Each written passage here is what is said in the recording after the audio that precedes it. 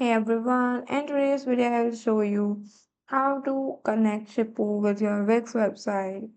Shippo is a shipping platform that helps you to manage all your orders and shipment in one place. So let's get started. First, you have to create your account in Shippo and then you will land with this kind of interface after following the steps. Here you have to sync orders from a store platform.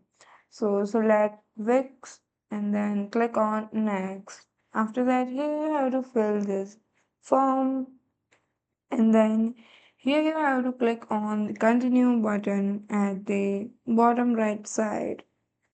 Now here you have to select your site and then now you have to click on Agree and Add button for edit and after a moment you will see that your Wix site will be linked with Shippo.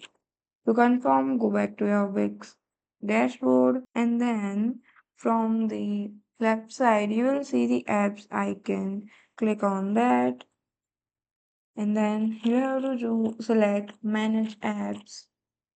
You will see that your Shippo is listed.